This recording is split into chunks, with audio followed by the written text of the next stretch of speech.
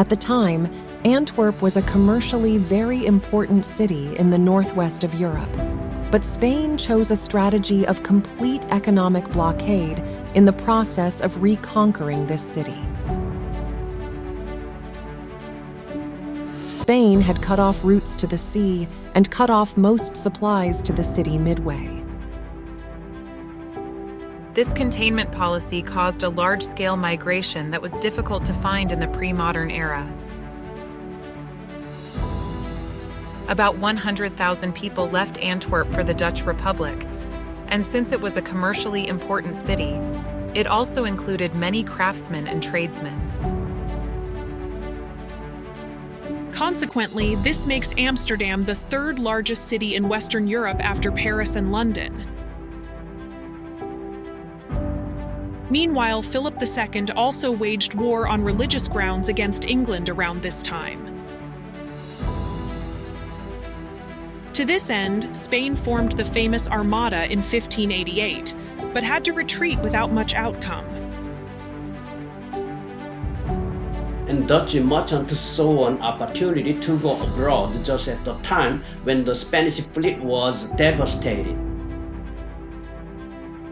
The main interest of the Netherlands was towards Asia rather than the Americas. But the problem was that the course of the voyage around the Cape of Good Hope to Southeast Asia was kept secret by Portugal and Spain.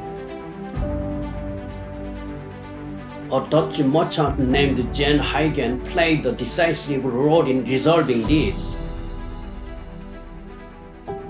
He had obtained information about this route while working as a clerk for the Portuguese Archbishop of Goa, India before the war. He shared the information he knew with merchants in Amsterdam, who dispatched 4 ships in 1595. Departing in April 1595, these ships sailed according to the route they were given and arrived in Java in June of the following year. Of course, since it was a challenge at first, only 89 out of 249 people managed to survive. Moreover, the goods they brought with them were not worth much, barely enough to offset the cost of the trip. Although it seemed to have limited success, the influence of Spain was decisive in the continued expansion of the Netherlands abroad. It was essential for the Dutch to have an independent trading network, as Philip III had banned the distribution of all goods related to the Netherlands, which was still at war. In 1598, 22 ships headed for Asia, and in 1601, 65 ships were ready. The problem, however, was that the various merchant groups had their own ships and sailed independently. They went out to find pepper, which was an important commodity at the time, but everyone brought back pepper without a consistent plan, so the price collapsed due to a sudden oversupply. And to prevent this from happening again, the Dutch government established the East India Company in 1602. About 18 Dutch citizens participated in the capital investment for its establishment, and consequently, it was the start of the modern joint stock company. Although a joint stock company, the East India Company was also mandated by the government and played an important role both politically and militarily. Ordered by the government to attack strongholds officially under Portuguese control, the ships of the East India Company carried out their mission armed with cannons.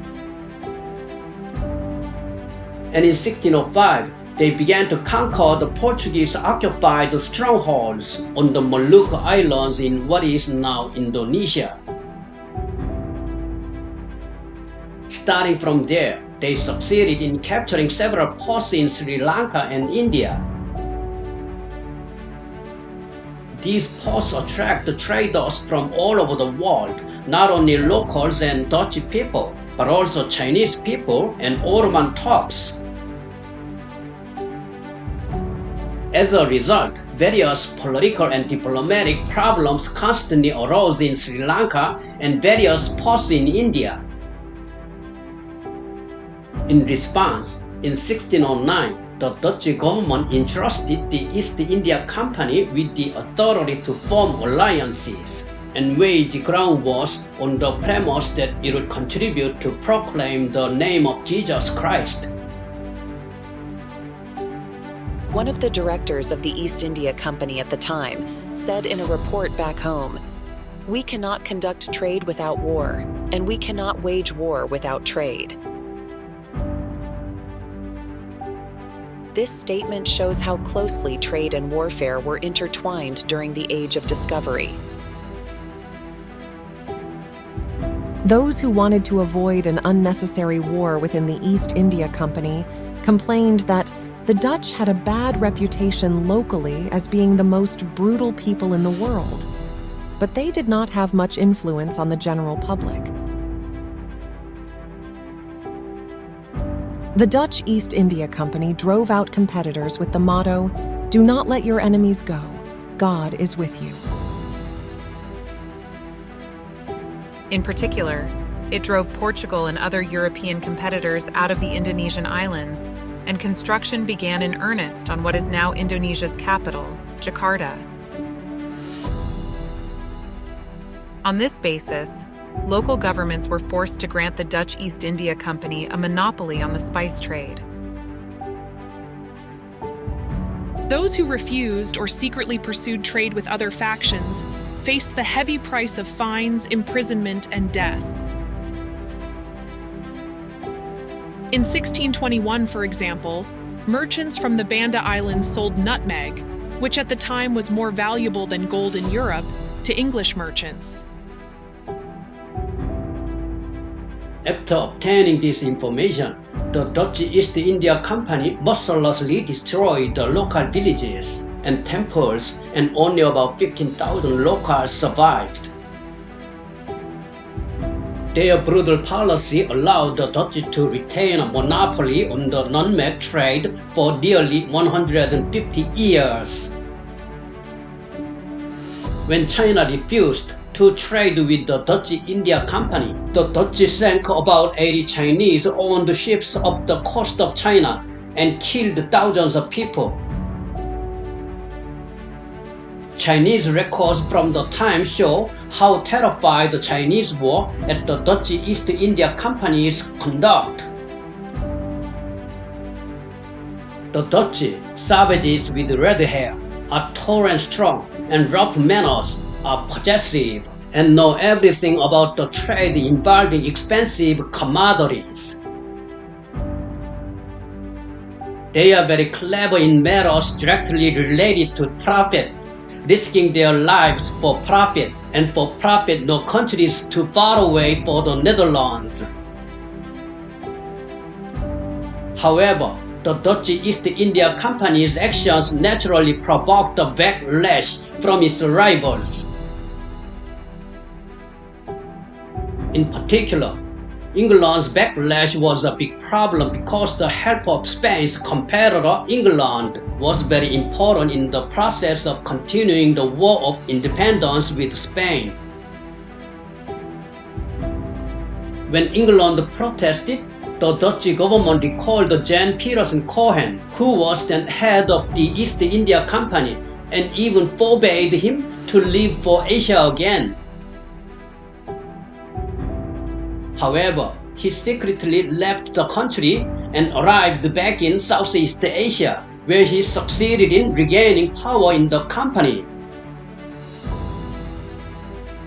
He pushed his hardline policy again, which can be said to show that the East India Company, during the age of exploration, was a kind of state within a state. In any case, the Dutch East India Company succeeded in expanding its strongholds in the mid-17th century through this kind of policy. In 1663, they even occupied Kochi on the southwest coast of India. This city was so iconic that in 1500 Portugal had built Europe's first fort there. In the end, if you look at the process of overseas expansion of the Netherlands through the Dutch East India Company, you could see that the expansion did not start after the company reached its heyday. On the contrary, in a desperate situation where all trade routes were blocked, it inevitably grew from a situation where the navigation route was not known. Considering that this context led to an unprecedented heyday in Dutch history, one is struck by how ironic and unpredictable the course of history is. During the Dutch Golden Age, which spanned roughly the 17th century, Dutch ships were among the most numerous and dominant in the world. The Dutch Republic had a highly developed maritime and trading culture, which led to a significant expansion of their fleet. Dutch ships could be found in waters all around the globe, engaged in trade, exploration, and naval activities.